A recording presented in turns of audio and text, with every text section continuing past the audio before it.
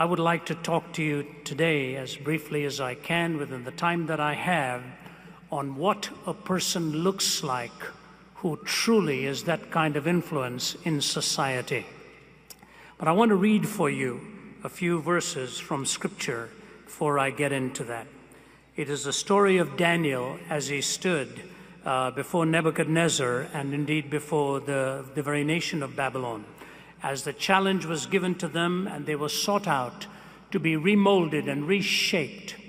Take a notice of what happened. These men were in exile, and all of a sudden the highest man in the land is asking for the best of these young men to be selected, strong in their countenance, impressive in their personality. And what was it that was going to take place? They were to be reprogrammed and a new set of values planted within them. They were to be taught the philosophy, the literature, and the language of the Babylonians. Philosophy, the way they reason. Literature, through the back door of the imagination. And the entire change of culture could begin once that language was handed to them. The philosophy, literature, and language to help these men rethink all that there was to be challenging them within this new culture, so that a new set of values would be born into them and then transferred through them to the next generation. The Bible says this, "But Daniel resolved not to defile himself with the royal food and wine. He asked the chief official for permission not to defile himself this way. Now God had caused the official to show favor and sympathy to Daniel, but the official told Daniel, 'I'm afraid of my lord the king, who has assigned your food and drink. Why should he see you looking worse than the other young men your age? The king would then have my head because of you.'" He goes on to show how Daniel reasoned with him. And then in verse 17, "To these 4 young men, God gave knowledge and understanding of all kinds of literature and learning. And Daniel could understand visions and dreams of all kinds. At the end of the time set by the king to bring them in, the chief official presented them to Nebuchadnezzar. The king talked with them, and he found none equal to Daniel, Hananiah, Mishael, and Azariah. So they entered the king's service in every matter of wisdom and understanding, about which the king questioned them. He found them 10 times better than all the magicians and enchanters of his whole kingdom. And Daniel remained there until the first year of King Cyrus." Percy Bysshe Shelley, the great poet, penned these words, which we are almost seeing unfold even to this very day. He said, "I met a traveler from an antique land who said, 'Two vast and trunkless legs of stone stand in the desert. Near them on the sand half sunk, a shattered visage lies, whose frown and wrinkled lip and sneer of cold command tell that the sculptor well those passions read, the hand that mocked them and the heart that fed, which yet survive stamped on these lifeless things. And on the pedestal these words appear, My name is Ozymandias, King of Kings.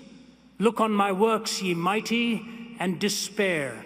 Nothing beside remains round that colossal wreck, boundless and bare, the lone and level sands stretch far away. My name is Ozymandias, King of Kings. Look on my works, ye mighty, and despair. Nothing beside remains round that colossal wreck, boundless and bare, the lone and level sands stretch far away." You can go to the Middle East today and see the broken statues of one-time demagogues whose frown and wrinkled lip and sneer of cold command tell that the sculptor well those passions read. They come and go. They stand with an authoritarianism, a demagogic splendor given to themselves. And all of a sudden rebellion comes. As they are overthrown, you just see them somewhere in desert terrain. It's one side of the picture. And there's another side of it. Who are the ones who can dare stand before them with the conviction of God's truth and reaching out with a love that God alone is big enough to plant in a heart like that? I just returned from the former Soviet Union in Moscow. Came back 2 days ago. About to leave in 2 days from now to China. And I look at all that those nations represent in demagogues and how they have stood individuals before them who've changed history. In the year 2000, Russia started to release its political prisoners. In the midst of them was a man called Andres Tamas, who had been incarcerated for 55 years. He was a Hungarian. He was talking gibberish. And finally, somebody said, execute him. He is of no use to anyone. But somebody said, at least bring in a psychiatrist to examine him before you choose to execute him. So they went and brought a Hungarian psychiatrist. He stayed with Thomas for a few days, and he came out and said, you know what? He's not insane. He's not talking gibberish. He's talking an old Hungarian dialect. You have nearly driven him insane. You brought him in here when he was 20. He has now lived in near solitary confinement for over 50 years. Give him back to us. We will make him well. Andres Tamas was put into a wheelchair and being taken out. What do you think was the first request he made? If you have not heard the story, the first request he made was for a mirror. He had not seen a mirror since the age of 20. He looked into the mirror for a fraction of a moment and then turned it away, buried his face in his hands, and sobbed uncontrollably. What do you think it would be like for over half a century not to look at your own reflection in some way? You start off in the robust virility of youth, and now you're a wizened old man looking at all that time has extracted and exacted from you. You know, we take for granted a mirror. We get up every morning, do our necessary ablutions, put on innocent forms of disfigurement, and we walk out of there to look like what we wished we did. And yet, when you come back from a long journey, you realize you actually resemble your passport picture much more than you resemble anything else. It's true. Is there a mirror for the soul? Is there a reflection that you can glean, that you can gain of what God intended for you and me to look like, to stand before the powers of our time? And how best is a life like that framed? I want to take you tonight to look at one man like that. His name was Daniel, and he knew where to draw the lines. And to those of you about to graduate, on the eve of that graduation, you're drawing one line today. You're crossing over all the discipline of study that you've poured in, and all of the long hours are bringing you this reward of walking away from here with learning, understanding, experience, encountering mentors, and a certificate to remind you what you accomplished during this time. I wanted to talk to you a little bit tonight about the 3 lines that will be important for you to draw as you proceed from here. And you will learn from Daniel how he marched to a different drummer, the lines that he drew that helped him become a world changer. The first is this: he drew the line of resistance by training his appetite. He trained his hungers. There was nothing wrong with eating at the king's table. He could have had a banquet night after night, day after day, and enjoyed it. After all, he could have seen it as God's provision for him.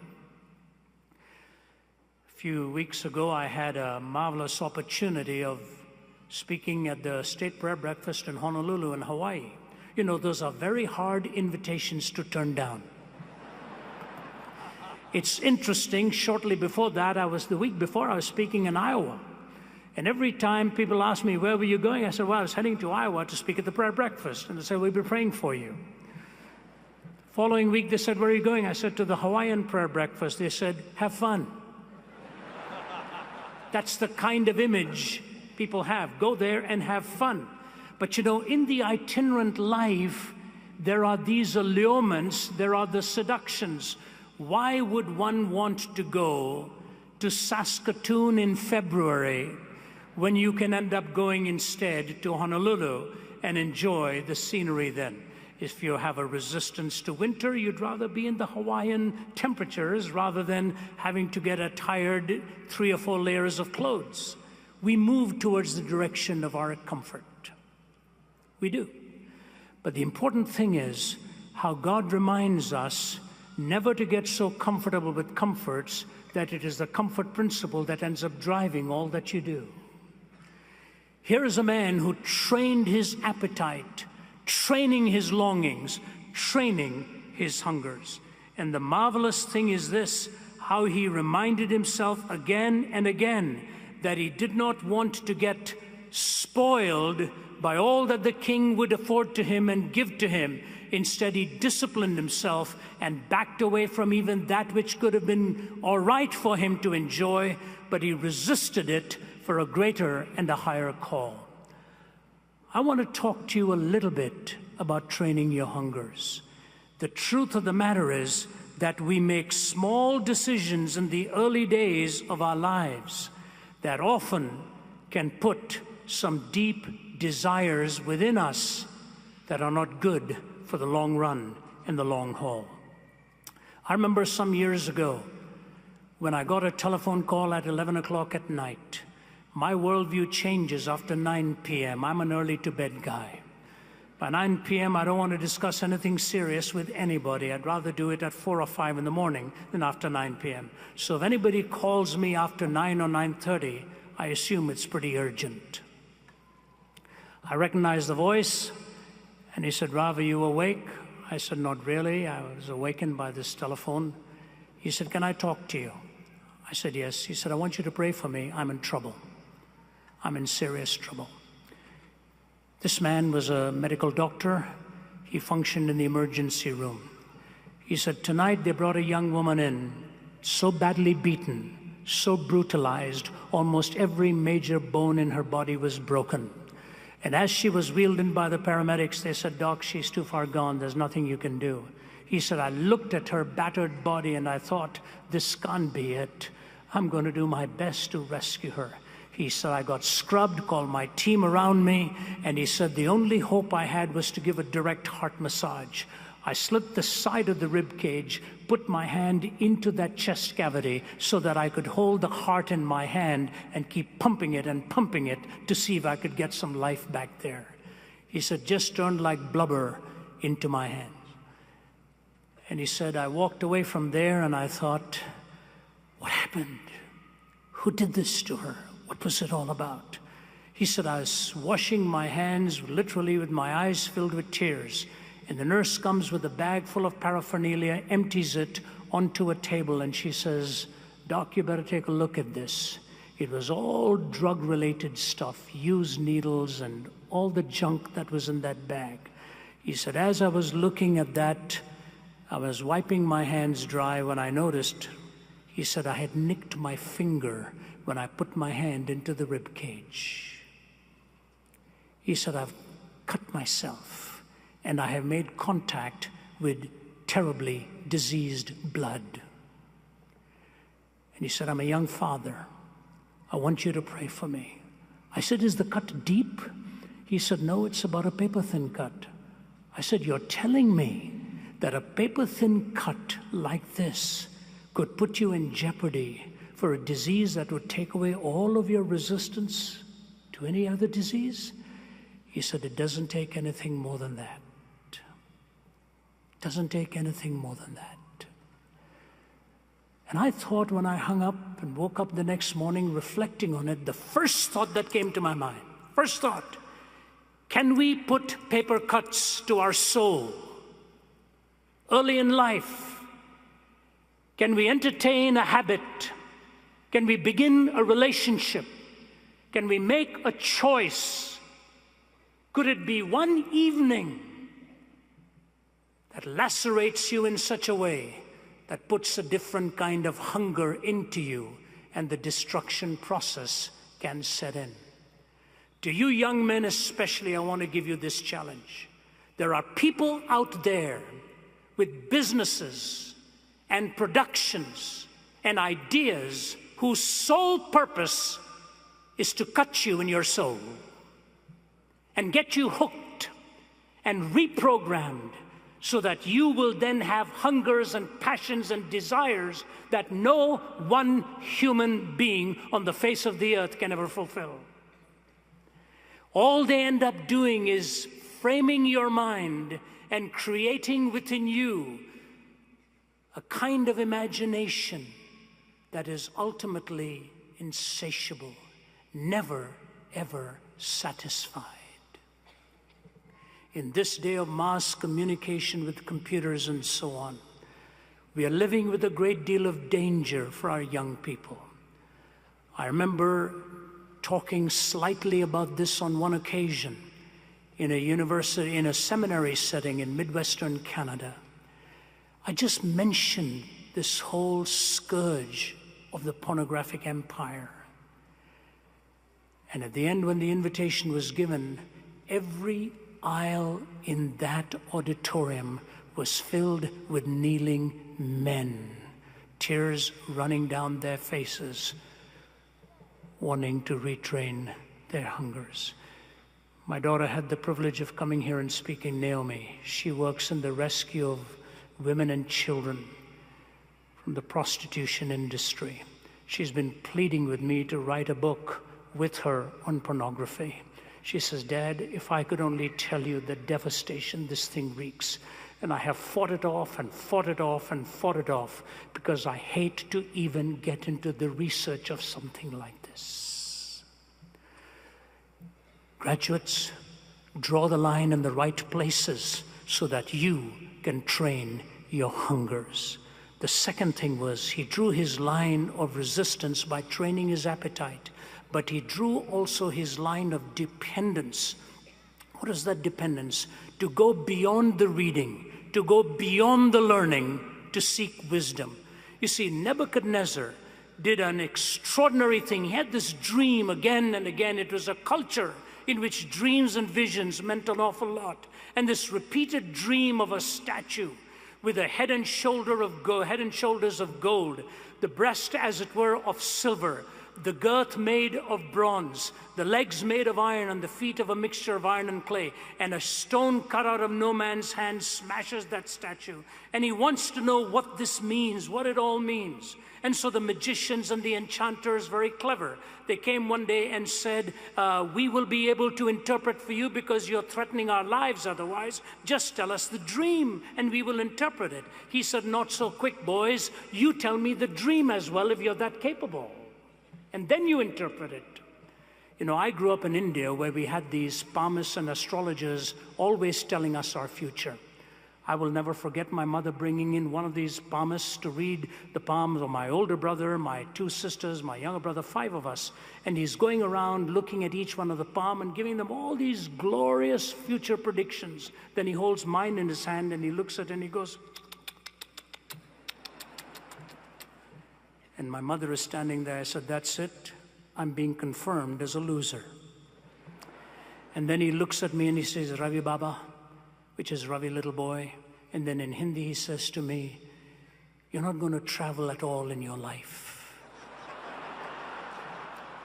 You're going to be stuck right here. It was on a day where everybody wanted to go abroad. All I can say to you now is I hope I meet up with him someday. Because the only possible career for him is weather reporting.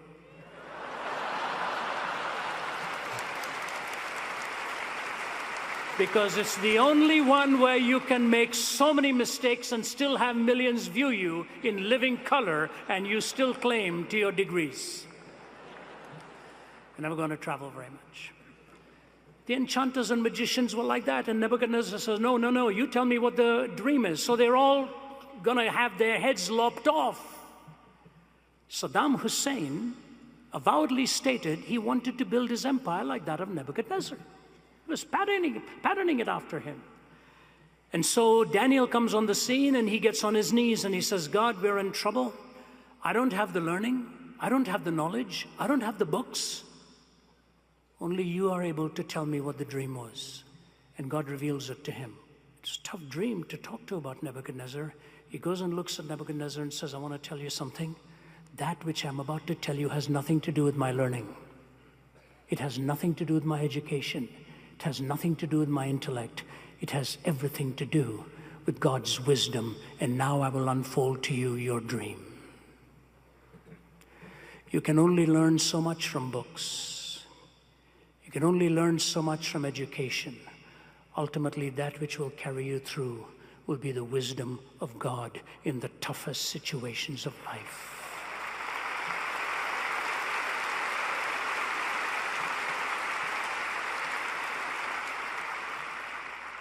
I remember a few years ago, the former Archbishop of Canterbury, George Carey, asked 5 of us men to go with him to meet with the Israeli and the Palestinian leaders to try and bring them together.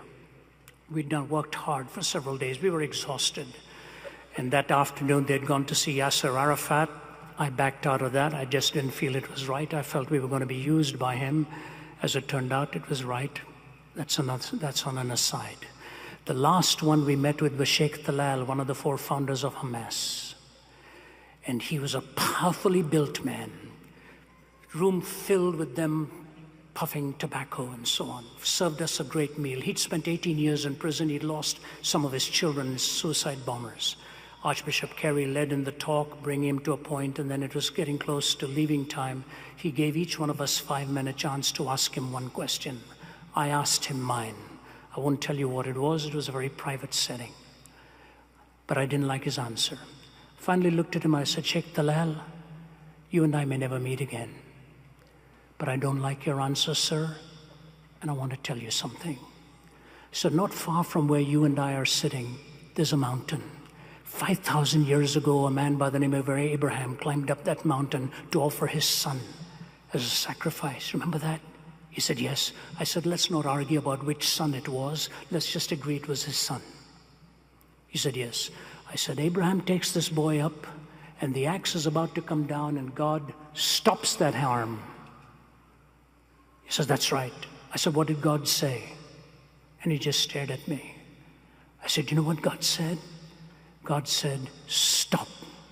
I, myself, will provide. He said, that's right.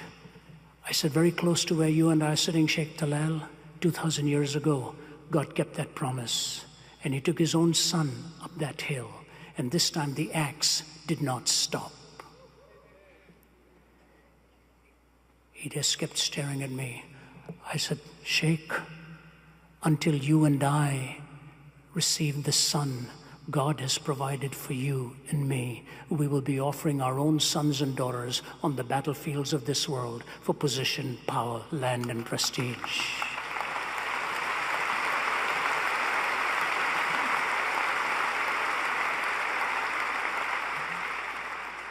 There was such an obvious silence in the room. And the Archbishop said, I think it's time for us to go. I said, brother, I've blown it. I was walking up towards the stairs where we were to head down. And the Archbishop came around me and put his arm around me. And he said, Ravi, that was of God. I said, I sure hope so. I said, I want to tell you something, sir. I'd never thought of that before. It just happened now. He said, it was right. We walked down, and Sheikh Talal is coming at the back, and he runs to get the Archbishop into the car because he was the guest of honor, and then he runs over towards me. I thought, that's it. I'm going to be buried in Ramallah now. He comes over and turns me around. And he looks at me and he said, first patted me on both sides of the face. He said, Mr. Zacharias, you're a good man. I hope I will see you again someday. And he wipes the tear off, opens the car door after giving me a big hug, a kiss on both sides of the face, and helps me in.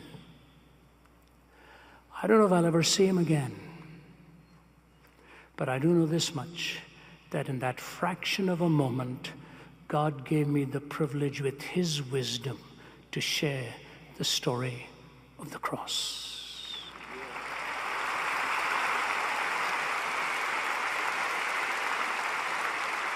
Line of resistance The line of dependence.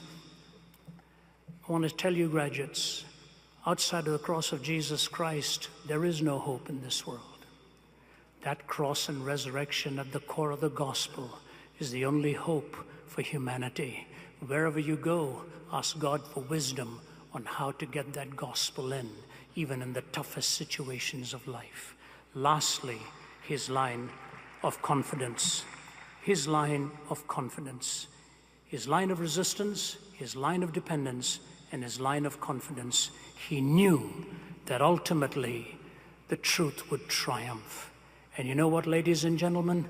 3 monarchs in a row crossed over to his side of the line. He never crossed over to theirs. Remarkable, remarkable. That's what is a reflection of the soul that God intends for you and me. To draw the line in the right places, to be shaped for his purpose, to be able to stand before the toughest adversaries and to see that the difference will ultimately count. You know, it is fascinating when you look at China today. I was in Nanjing some years ago, and in 1966, Mao Zedong burned the seminary in Nanjing. And he said the Christian faith would be forever gone out of the country, never to return. Mao Zedong is dead and gone. The fastest growing church in the world today is in China.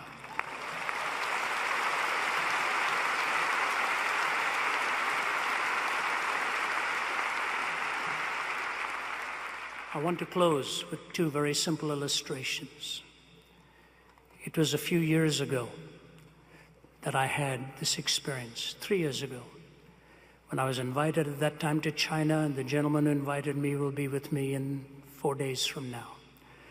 He had recently come to know Christ through some conversations we'd had, and he had powerful influence. He brought one of the highest members of the Politburo. I shall not even give the title, because it would not be right. We spent 3 hours plus answering her questions. She had represented China in 110 countries. And at the end of answering her questions, I said, "May I pray with you?" She said, "Yes, please." We bowed our heads and we finished praying, and I'll never forget her opening lines. She said, "Dr. Zacharias, I am in my 70s. This is the first time I have ever heard anybody praying." She said, "The only prayer I heard before this was 3 hours ago when you prayed for the food before we ate, as our host asked you to pray. I was shocked." She said, "Do you know what moved me? When your prayer began by first praying for the servants in the kitchen and thanking your God for them. In a classless society, that was the shattering of a wall before her." And what a thrill in the toughest regions of the world to see the transformation of lives. It's happening again and again and again. Graduates, you are facing a tough world. You are facing a changing world. You're facing a resistant world. You're facing a hostile world. But you know, the gospel story is always used to rising up and outliving its pallbearers. Take the message.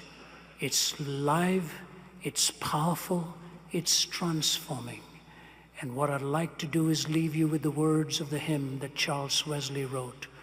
"O thou who camest from above, the pure celestial fire to impart, kindle a flame of sacred love on the mean altar of my heart. There let it for thy glory burn with inextinguishable blaze, and trembling to its source return in humble prayer and fervent praise. Jesus, confirm my heart's desire to work and speak and think for thee. Still let me guard the holy fire, and still stir up thy gifts in me. Ready for all thy perfect will, my acts of faith and love repeat, till death thy endless mercy seal, and make my sacrifice complete." Draw the line of resistance. draw the line of dependence, and draw the line of confidence. And may God bless you as you see multiples of people crossing over from that side over to this to become followers of Jesus Christ.